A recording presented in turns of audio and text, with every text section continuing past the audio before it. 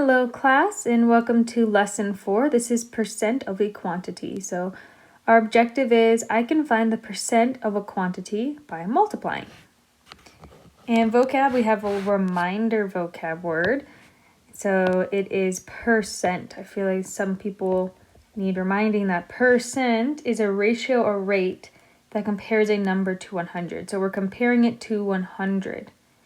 So it's per 100. That's what percent means, per 100. So remember, if you have 30%, that's equal to 30 over 100 because it's per 100. Per 100. You can think of the line here as per 100. All right, let's jump into unlock the problem. So we need to find 30% of 400. So I'm going to start by creating a fraction from 30%, which is 30 over 100. So it's no longer a percent. It is now a fraction. And whenever I see the word of, I need to multiply. So 30 over 100. But I think I could simplify that so it's an easier number to deal with, right? I have a number that can go into 30 and 100. So I can divide by 10. It's the first number that comes to my mind. Which 30 divided by 10 is 3. And 100 divided by 10 is 10. So those are two easier numbers to deal with than 30 and 100. So of means multiply by 400. And remember, when I'm multiplying a fraction and a whole number, I have to put the imaginary, or not the imaginary, I have to put the invisible one and then multiply straight across. So let me rewrite this.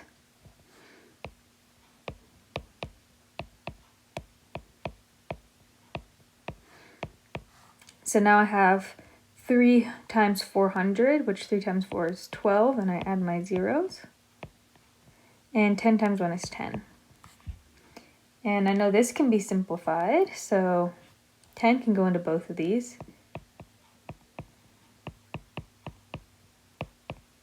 Which I'm dividing by 10, so my decimal moves one place value to the left. So it's 120 over 1, which is the same as just 120. Because I have the invisible one. So that invisible one is still under the 120, but it's just not necessary to write it. All right, let's jump into our steps. Okay, so step 1 is to write the percent as a fraction. So if we have example here, actually, we're going to say example 30% of 400. So my example would be my percent as a fraction, so it's 30 over 100 because it's 30% is 30 per 100.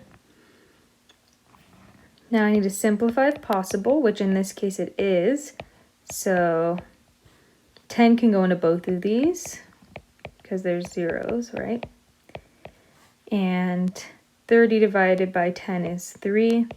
100 divided by 10 is 10. And 3 cannot go into 10, so we're done here. Now I need to multiply the fraction by the number given. So this is step 3. So here's my fraction that I have now. And I'm multiplying, I'm going to highlight this. I am multiplying because of the word of. That's how I know. 30% of 400. So times 400. So remember, you line up your numbers. So it's 400 with your invisible 1. And then you multiply straight across. So 3 times 400 is 1200. And 10 times 1 is 10. And then I have 1200 over 10. So I can divide this. And I can do this 2 ways. I can just divide the top and the bottom, which would give me 120 over 10. Or I could do, I guess there's 3 ways. Here's one way. Here's a second way.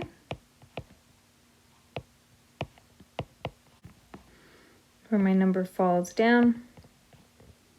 And I have 1200 divided by 10, and I do the long math, which would be 0 and then 1.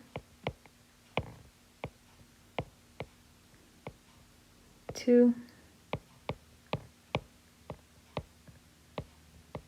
And then my 0 would come up. So see, I'm getting the same, oops, silly mistake here, guys.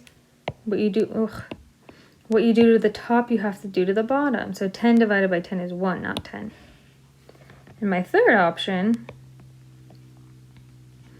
would be if I have 120, or if I have 1,200 divided by 10, that means, remember, if you're dividing by 10, you're getting a smaller number, so your decimal moves to the left 1 time because of the 0.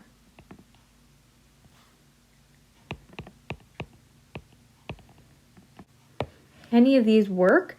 I recommend doing number 2 in case you get a number that's not easily divisible, so it can't easily go into the numerator. So if the denominator can't easily go in here, if 10 couldn't go into 1200, then you wouldn't be able to simplify here. You would have to do the long division. So I recommend doing this one because the more practice you get with it, the better. Okay, here are some examples. We have 80% of 50. So our first step is to write 80 as a fraction. 80% is a fraction, which is 80 over 100. And I can simplify this by dividing by 10, which would give me 8 over 1, not over 100, over 10. I have a of, so I need to multiply by 50, which I have my invisible 1, and I multiply straight across. 8 times 5 is 40, and 10 times 1 is 10. And now I can divide both of these by 10, which would give me 4 over 1, which is the same as 4. Aha, silly mistake. So my silly mistake here was that I'm not multiplying by 5. 8 times 50 is not 40, it's 400. So see, I did my quick mental math and said 8 times 5 is 40, and I just wrote my 40, but I forgot about my 0, because it's not 8 times 5, it's 8 times 50. So then 400 divided by 10 would be 40. So it would be 40.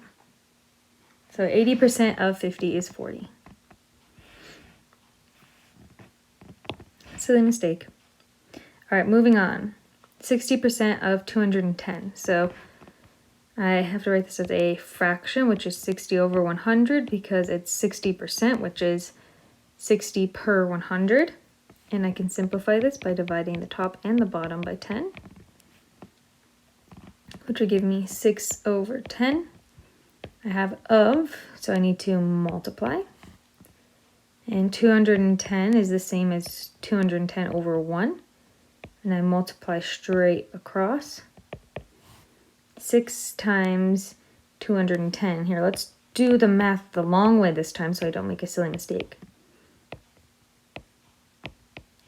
is 1,260 over 10. And this can be simplified by 10 divided by 10, which is the same as moving my decimal one place to the left. Oops.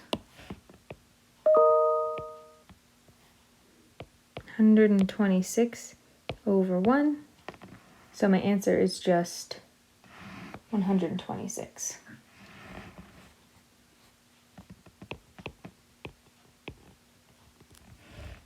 All right, our next step is a word problem, and it's a little bit lengthy, so I'm going to bring it to the next page. All right, so example 3, it says, there are 32 students in Mr. Moreno's class, and 62.5% of the students are girls. So 62.5% of the students are girls. How many boys are in the class? So we want to know about the number of boys. So this is why it's so important to read your work. So there are 32 students, so that number isn't going to change. But you can't just look at this and say 32, oh, here's 62.5%. I just need to find that, because that's not what it's asking. It tells us here that 62.5% of those students are girls. But we want to know how many of those students are boys. So first we have to find the percent of boys. How would we do that?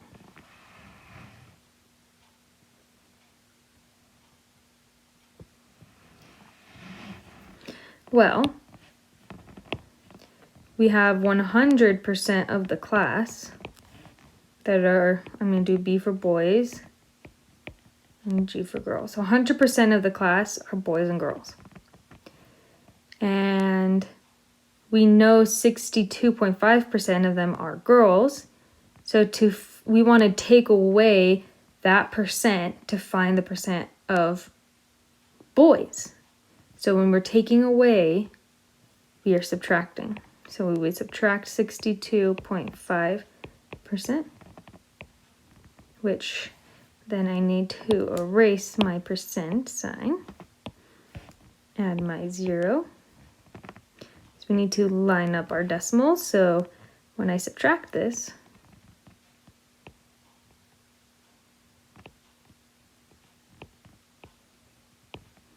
I get 5. I bring my decimal down. 9 minus 2 is 7. 9 minus 6 is 3. And then I have 0. So I think that 37.5% of the class are boys. And we can check that by adding 62.5 plus 37.5, which should add up to 100% of the class, because this is girls and this is boys. So then we should have both here for the 100% of the class. So we have bring our decimal down. 5 plus 5 is 0. And our 1. 7 plus 2 is 9. Plus 1 is 10. 6 plus 3 is 9. Plus 1 is 10. So good. We found the percent for the boys. So now I want to find how many of those boys, so 37.5% of the class of the 32 students are boys. And I want to know the exact number. So if I do the math for that, I do 37.5 over 100. So it's no longer a percent, it is now a fraction. All right, next I don't want to have a decimal in this problem in my numerator. So I'm going to move this out. So I move it out one time to bring my decimal out, and what I do to the top, I have to do to the bottom. So here's my decimal behind the 100. I have to move it out and add my 0. So my new fraction is 375 over 1,000.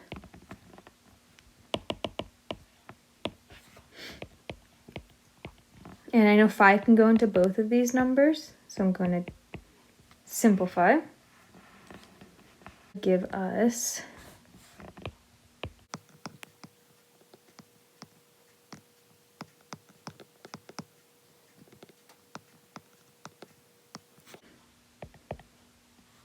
75 over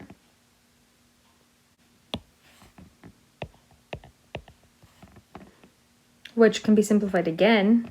So I can divide both of these by 5 again. It should be 15 over 40, which can be simplified again. This is why you gotta pick the right number. Into 3 over 8. So now we have 3 over 8 as our fraction. And here's our of, so that means we need to multiply. And 32 is our number, so we have 32 over 1. And then we multiply straight across.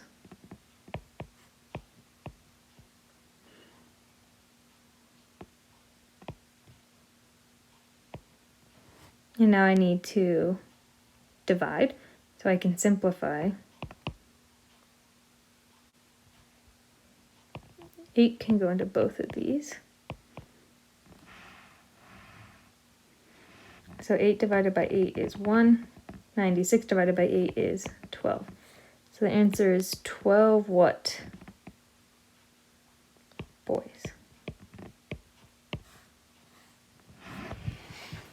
I did the same steps, I just did a lot more of it. And I had to find the number, the percent that we were going to use. So don't just look at 62.5 and 32 and just automatically start solving. Read the question and see what it's asking you. It's asking how many boys are in the class. And then here's what you know, like we knew that there's 62% girls, so we had to find the percent of the boys by subtracting. And then we used that. Then the same things we just did. We wrote our number as a fraction. We turned that into a whole number and then simplified, which took a few extra steps. That was a bit unnecessary. But we got there eventually. And then we multiplied. We got our answer. Remember, when you're changing a decimal to a whole number, you just move your decimal the amount of times you need to, and whatever you do to the top, you have to do to the bottom. Alright guys, thank you for watching, and you can get started on your homework, and I'll see you at your designated meeting time. Bye guys.